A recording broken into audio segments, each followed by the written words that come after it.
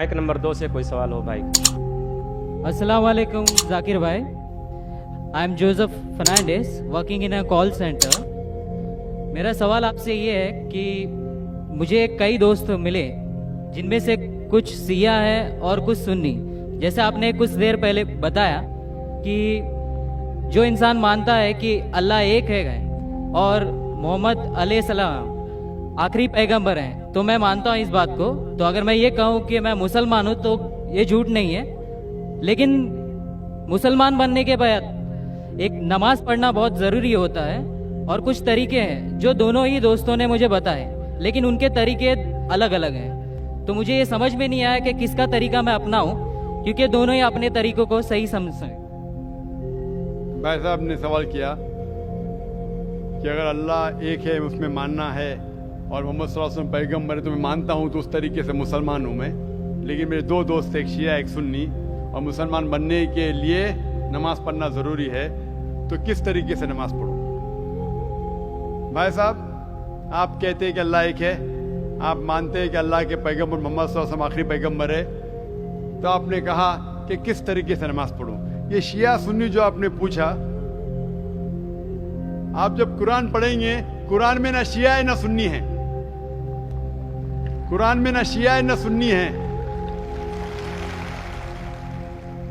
कुरान शरीफ में कहा गया है सूरह इमरान में सूरह नंबर 3 आयत नंबर 103 में, वातसिमू बिहब्लिल्लाहि जमीअन वला तफरकू, कि आप आपस में इकट्ठा होके अल्लाह की रस्सी को मजबूती से पकड़ो।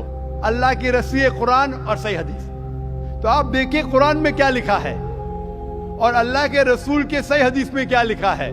तो जो भी आपसे कुछ कहता है, अगर कुरान और सही हदीस के मुताबिक है, आप उसकी बात मानो। जो जाकिर कहता है वो भी कुछ अहम नहीं इस्लाम में, जाकिर इस्लाम में जीरो है।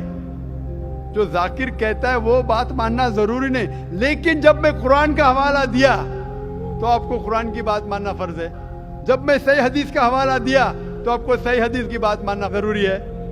तो इसीलिए कोई भी शख्स कुछ कहता है, अगर इख्तिलाफ है उसमें, तो फिर से रुजू हो जाओ कुरान और हदीस के पास, क्योंकि कुरान में लिखा है सूरह निसा में सूरह नंबर 4 आयत नंबर 59 में, वर्स नंबर 59 में, अतिउल्लाह वाति रसूल, अल्लाह की इताअत करो, अल्लाह की बात मानो और अल्लाह के रसूल की बात मानो। और वो लोग those who have been charged with authority, जो उलुल अम्र है, वो लोग जो आपके अमीर है। लेकिन अगर इनमें इख्तिलाफ है, फिर से रुजू हो कुरान और हदीस के पास, अल्लाह और अल्लाह के रसूल के पास। तो अगर दो शख्स, दो आलिम, कोई भी अगर इख्तिलाफ है, आप फिर से मुड़ो अल्लाह और अल्लाह के रसूल के पास, कुरान और सही हदीस के पास। फिर देखो कि कौन सा दोस्त, कौन सा मुस्लिम, कौन सा आलिम, कौन सा मौलाना कुरान और सही हदीस के मुताबिक कह रहा है।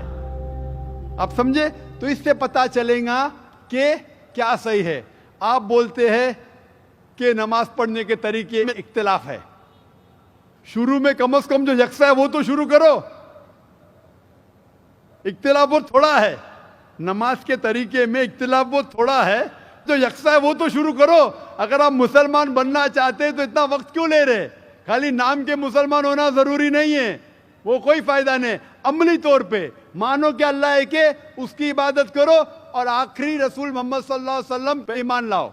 और उसके बाद फिर तहकीक करो, आपके दो दोस्त लोग जो बोल रहे कुरान से कौन मैच करता है, सही हदीस से कौन मैच करता है, क्योंकि अल्लाह के रसूल फरमाते, सही बुखारी की हदीस है, उस तरीके से नमाज पढ़ो जिस तरीके से आपने मुझे देखा। तो जो सही हदीस से साबित है, कुरान और सही हदीस से, उस तरीके से नमाज पढ़ो। लेकिन अगर 19-20 फर्क है, कम से कम जो यकसा है वो तो शुरू करो।